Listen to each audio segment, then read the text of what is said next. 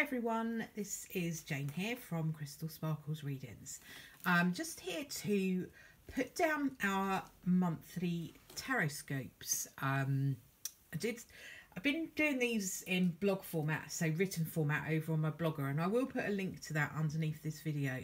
But a few people have asked for it in video format, so I'll do my best. I don't have great angles because I've only got an iPhone to film this on, and it's very difficult to get far enough away but still be able to reach the cards to be able to show you everything. So hopefully this will work okay.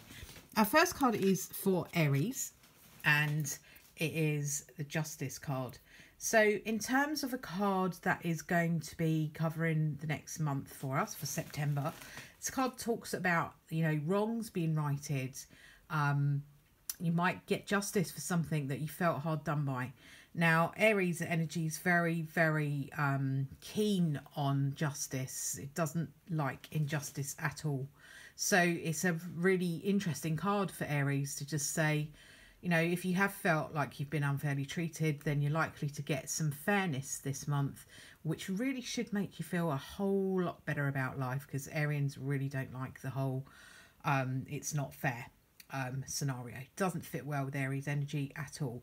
So in terms of the card for the month, it's a really nice balanced energy. So should be a better month in terms of that sort of energy for Aries. So then we've got, for Taurus, the Five of Swords. So Five of Swords, as you can see, is kind of giving you a little bit of a heads up here not to get embroiled in any arguments. There is potential when this card shows up for there to be a row or for there to be an argument or disagreement. You don't have to get involved, okay? When the Five of Swords come up, a lot of people panic. A lot of people go, oh no, there's going to be big rows. Doesn't necessarily mean there's going to be big rows, because what it's doing is it's saying to you there's potential there, but you are in control. You know, readings can only ever give you an idea of what is coming up. What you do with that is entirely up to you. Just because you've got the Five of Swords for this month doesn't mean to say you have to have a row. What it does say is be wary of that. Watch out for that. You know, watch out if somebody's pressing your buttons a little bit, and you can then decide to either just deal with it, or you can decide to just let them get on with it, you know, and step back. So as a bit of a heads up, watch out for people trying to make you bite. You don't have to, okay? So that's your Taurus card. The Gemini card this month is the Nine of Swords. So Nine of Swords is, you know, there's no getting away from it. It's quite a sad card. So you might find that this month you're thinking about people that you might have lost, you know, people that have passed away. This is not a prediction of death. I don't do that, okay? Nobody, I believe that no responsible person, be they psychic, intuitive, tarot reader or otherwise, should be predicting death to you. That is just not cricket, I think. But what the Nine of Swords says is just be gentle with yourself. If there is something that you need to heal from, you know, maybe there's somebody that you've lost in some way that was around about this sort of time of year, and it's kind of bringing up those feelings for you. Be gentle with yourself. Sometimes we just need time, and sometimes we need to just be gentle and allow ourselves that time. So if that is you this month, then if you're Gemini energy and that's coming up for you, be gentle, let yourself heal. For Cancer, I've got the lovely Sun card. I always struggle a little bit with the Sun card because I never feel like there's almost very much to say other than really good things. It's really happy. It's really joyful. Go and kind of enjoy the joy is the message that I always get with the Sun. The Sun is a really powerful, happy card. Might even be saying to you that you're popping off on a late summer holiday. You know, you're trotting off somewhere. And as the autumn's coming in for us and it's starting to cool down a little bit here, then you could be heading off for the sun. So if that is you, Cancer, have a little think about where you might like to go and enjoy. Then we've got, moving on to Leo. Okay, so Leo's fire sign. So this is not going to be a super popular card for Leos. It's Temperance. Fire signs really love Temperance. We find it hard because it's quite often saying slow down. Fire signs don't like to slow down, they like to speed up. very speedy, let's get things done, let's enjoy, let's get done, blah, blah, blah. Temperance is saying it's not wise for you to do that at the moment. So just take a little deep breath and just have a month where you're going to chill out. You know, temperance is about family and about love and about relationships. So, you know, maybe take a little bit of time out for those guys. Spend a little bit of time with your family. Would be the guidance from that card. Then we've got for Virgo, the Magician, the beautiful, fabulous, magical Magician. So for Virgos, this is all about a month of opportunities. A lot of Virgos have their birthday this month. You know, it's sort of end of August, most of September is your Virgo energy. So use that energy, use that Magician to make your wishes come true. You know, if you've got a birthday wish, go and do that go and do it. You know, the Magician says there are opportunities there for you to do so. Make your wishes come true. Have a magical time is what the Magician says. So lovely, lovely card for you this month, Virgo. And then I am moving on to Libra energy. This is quite a challenging card for Libra, really, because most of the Librans I know really don't get much of a kick out of being in charge of anything very much. They don't mind it, but it's not really a big deal to them. So this is a card that is saying to you this month, it is your month to kind of step into that energy and take charge. Be in control, be the boss, give yourself a pat on the back. Your achievements are being recognised when this card turns up. So, you know, as Librans, you might find that a little bit uncomfortable, you know, when people are telling you what a great job you've done. But, you know, take it. Just get really used to and get better at, this can go for everybody really, at just saying thanks very much. You know, when somebody gives you praise, even if you're a little bit uncomfortable with it, rather than go, oh no, it's not me, I didn't really do that, it was a whole team, blah, blah, blah. Just get used to saying thank you very much and accepting it, because the more you accept that you're doing a good job and that other people see that you are and you see that you are, then the more of that stuff you can create for yourself. So it's a good practice to get into, just being able to take a bit of praise.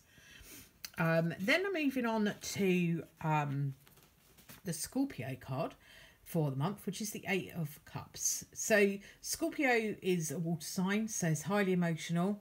The Eight of Cups is a highly emotional card. So this could be quite emotional for you guys this month. But it's all about, Eight of Cups is all about letting go of stuff that isn't really serving you that well anymore and moving on to find better things. It's like going in search of something better for yourself. And to do that, you don't necessarily have to make what you have now rubbish. You don't have to do that. But it's kind of just about, what is this serving me anymore? Is this might have been great for me 2 years ago, but is it really good for me now? So it's about looking at that and being able to move forward and just, you know, if you want to, leaving some stuff behind that's holding you back and going and finding nicer, better, more useful things. So that's your Scorpio.